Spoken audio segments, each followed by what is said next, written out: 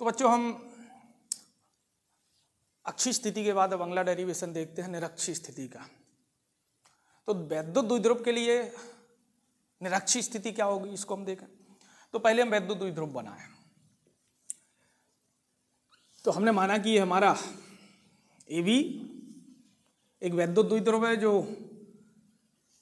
+q और -q आवेशों से मिलकर बना है। दोनों आवेशों के बीच की दूरी 2L है और इसका मध्य बिंदु O है। ये वैद्युत द्विध्रुव है।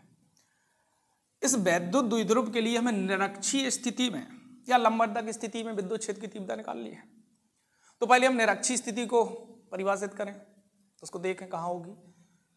तो निरक्षीय मतलब जो उसके लंबवत हो, लंबवर्धक पर हो। तो ये अक्ष है और इसके लंबवत यहाँ ऊपर ले सकते हो या फिर नीचे भी ले सकते हो। तो इसके निरक्ष में हमने ये लिया लंबवत स्थिति में बिंदु, और कितने दूर लिया तो हमने मध्य बिंदु O से R दूरी पर लिया ए। तो ये बिंदु P ये कहलाएगा वैद्युत द्विध्रुव के सापेक्ष निरक्षीय या लंबवर्धक स्थिति में। इसको बोले निरक्षीय स्थिति की परिभाषा। तो इन्हें कहा कि जब कोई बिंदु जिस पर हमें विद्युत क्षेत्र की तीव्रता निकालनी है और ये बिंदु वैद्युत द्विध्रुव के निरक्ष या लंबवर्धक पर स्थित है तो इसे हम द्विध्रुव के सापेक्ष निरक्षीय स्थिति में कहते हैं। ठीक है। अब हमें द्विध्रुव के कारण निकालना है तो पहले हम +q के कारण इस पर तीव्रता निकालेंगे, माइनस के कारण इस पर निकालेंगे। तो हमें पता है कि जब +q एक सिंगल अकेले आवेश के कारण तीव्रता निकालते हैं तो यहां से यहां तक की दूरी पता होनी चाहिए। तो हम पहले दूरी निकाल लें। ए तो हम देख रहे हैं त्रिभुज बन गया POA और इस त्रिभुज का ये लंब हो गया, ये आधार हो गया। तो हमारा जो द्विध्रुव होता है इसकी लंबाई 2L होती है, तो आधा आधा कितना हो गया L, मतलब ए लंबाई भी L हो गई और OA ये भी क्या हो गई L। तो लंब पता हो गया, आधार पता हो गया, तो कर्ण कितना हो गया R² + L²। इसी प्रकार इसके कारण इस पर निकालेंगे तो यहां से यहां तक की दूरी पता होनी चाहिए। तो इसमें भी वही सेम कंडीशन बना रही है। तो यहां से यहां तक की दूरी यही फिर हो जाएगी R² + L²।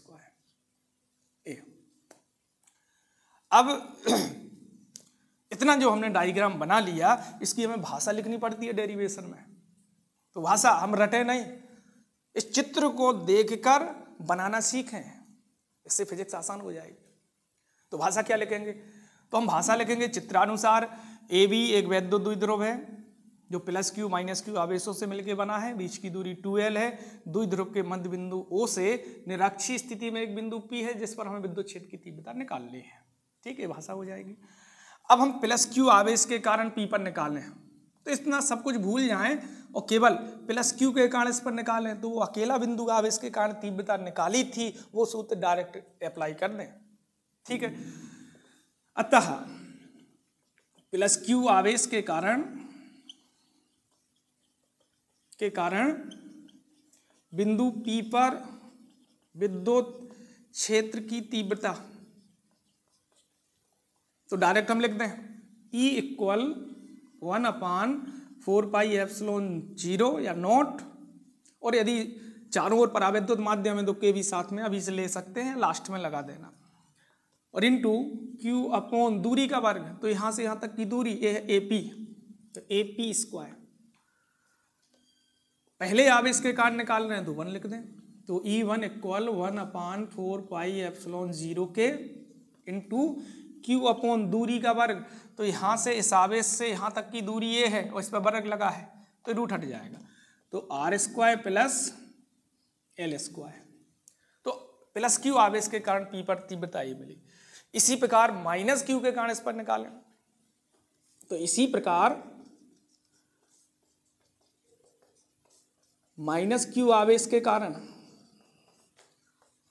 आवेश के कारण बिंदु P पर तीव्रता या विद्युत क्षेत्र की तीव्रता तो कितनी आ जाएगी E, दूसरा आवेश है तो E2 = 1/4πε0 और q/ दूरी का वर्ग। तो यहां से यहां तक की दूरी कौन है BP, तो VP का स्क्वायर, तो VP²। तो E2 equal 1/4πε0 into Q upon दूरी का वर्ग। तो यहाँ से यहाँ तक की दूरी ए है, ए, और इसका वर्ग है तो रूट हट जाएगा, तो r² प्लस l², ये मिला। अब हम देख रहे हैं कि दोनों आवेशों के कारण, प्लस के कारण और माइनस के कारण P पर जो विद्युत क्षेत्र की तीव्रताएं मिली ये बराबर हैं, परिमाण तो इनके बराबर हैं, देख लें दोनों को, तो परिमाण में बराबर है। लेकिन अब दिशाएं देखें तो दिशा कैसे, तो देखो जब हमने प्लस Q के कारण P पर विद्युत क्षेत्र की तीव्रता निकाली होगी तो यहाँ परीक्षण आवेश रखा होगा, ये मूल अंदर की बात है। तो जब परीक्षण आवेश रखा है और ये धन का होता है तो प्लस Q आवेश इसको क्या करेगा, प्रतिकर्षित, तो इस दिशा में भागेगा। तो फिर प्लस Q के कारण P पर जो विद्युत क्षेत्र की तीव्रता की दिशा हो गई वो ए हो गई E1। इसी प्रकार जब माइनस Q आवेश के कारण इस पर विद्युत क्षेत्र की तीव्रता निकाली तो यहां हमने परीक्षण आवेश रखा होगा, और माइनस Q ये परीक्षण आवेश को क्या करेगा, आकर्षित करेगा, तो इस तरफ आकर्षित होगा। तो मतलब माइनस के कारण यहां जो विद्युत क्षेत्र की तीव्रता की दिशा है वो ए होगी, इस दिशा में E2। तो हम देख रहे हैं कि दोनों आवेशों के कारण बिंदु P पर जो विद्युत क्षेत्र की तीव्रताएं मिली परिमाण में तो बराबर हैं, E1 E2 की वैल्यू बराबर है, लेकिन दिशाएं दोनों की अलग अलग है।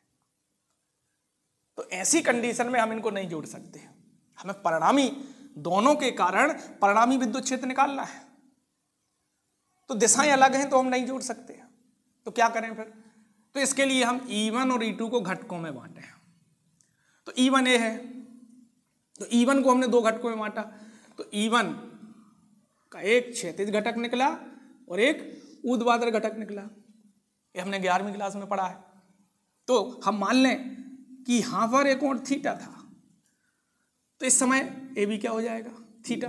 अब E1 को दो घटकों में बांटा तो इस दिशा में कोण बन रहा है, इसलिए E1 का इस दिशा में जो घटक लिया जाएगा वो लिया जाएगा E1 cos।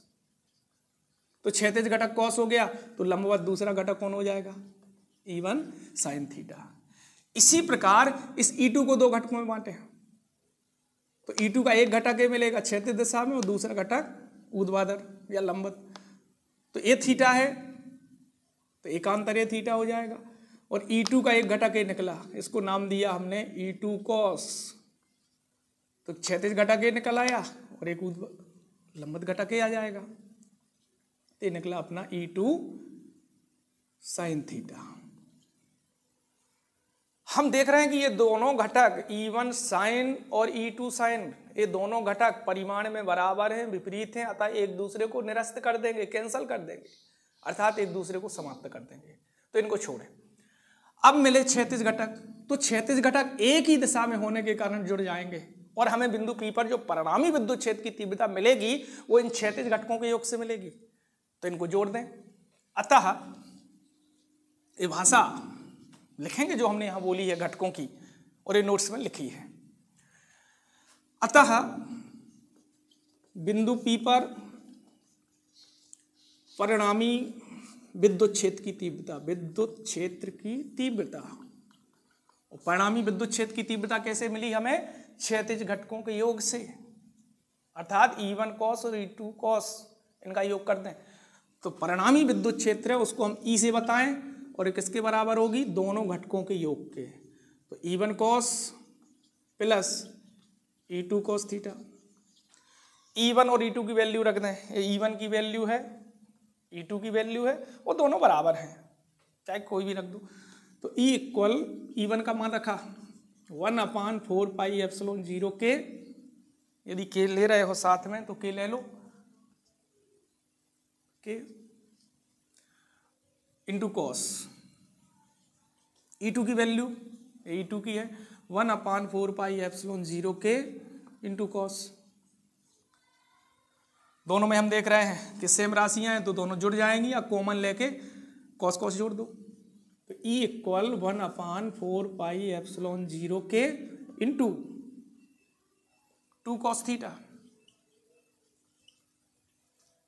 अब cos थीटा की वैल्यू हमें चाहिए है, तो cos थीटा निकालने के लिए हम कोई भी त्रिभुज ले लें, POA ले लें या POB ले लें, सेम राशियां हैं।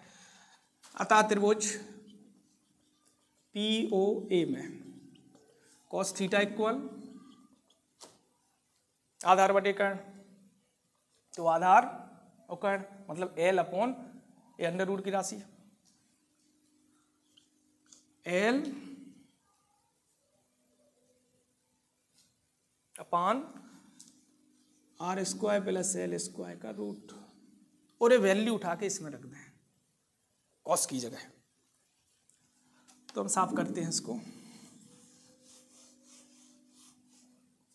तो हमने रखी तो कितना बना, इसलिए E इक्वल 1/4πε0 के और cos 2 और cos की वैल्यू ये मिली L अपॉन कुछ गड़बड़ हो गया भाई, हाँ Q भी था अपना साथ में, इसको नहीं लिखा अपन ने, ठीक है इसको लिख लें। तो Q upon R square plus L square plus और कॉस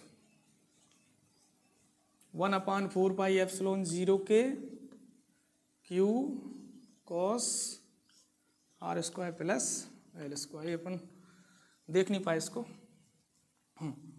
तो यहाँ गया अपना बाहर कौन, Q, या ऐसा लिख लें 1/Q upon R square plus L square और इंटू 2 कॉस, ये ठीक रहेगा।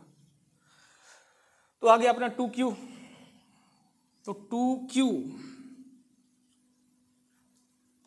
R square plus L square और कॉस की वैल्यू तो L upon R square plus L square, और इस पर तो अपना रूट लगा था तो अंडर रूट। तो यहाँ देखें बन गया 2QL, मतलब द्विध्रुव आघूर्ण बन गया, लिख सकते हो P बराबर 2QL, और P की वैल्यू यहाँ इसकी जगह P लिख दें, तो E इक्वल 1/4πε0 के और P अपॉन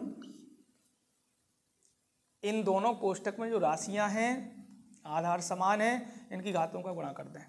तो इसके ऊपर देखो, इस कोष्टक के ऊपर घात 1 है और इस कोष्टक के ऊपर अंडर रूट मतलब घात 1/2 है, तो फिर घातों का गुणा होगा तो कितना हो गया R square plus L square power 3/2। अब आगे ले छोटे द्विध्रुव के लिए,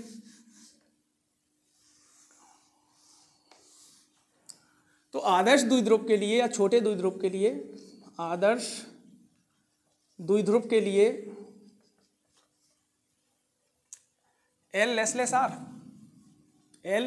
R, अतः R स्क्वायर की तुलना में L स्क्वायर को छोड़ने पर, उपेक्षा करने पर, छोड़ दिया हमने। किसको छोड़ना है भाई, L स्क्वायर को छोड़ा, तो ये चला गया, और जब L स्क्वायर चला गया तो R स्क्वायर के ऊपर घात कितनी आ गई 3/2, 2 से 2 कैंसल, तो क्या बना R3। तो E इक्वल 1/4πε0 के into P upon R3 Newton प्रति कूलम। तो निरक्षीय स्थिति में विद्युत क्षेत्र की तीव्रता का व्यंजक आ गया। इसके बाद हम देखेंगे कि जब हम एक वैद्युत द्विध्रुव को, इस संरचना को, इस वैद्युत द्विध्रुव को जब हम उठा के विद्युत क्षेत्र में रखते हैं तो विद्युत क्षेत्र इस द्विध्रुव के साथ कैसा व्यवहार करता है। ठीक है बच्चों, तो इस वीडियो में इतना ही। अब इसके आगे हम वैद्युत द्विध्रुव पर लगने वाले बल आघूर्ण के लिए डेरिवेशन निकालेंगे। धन्यवाद।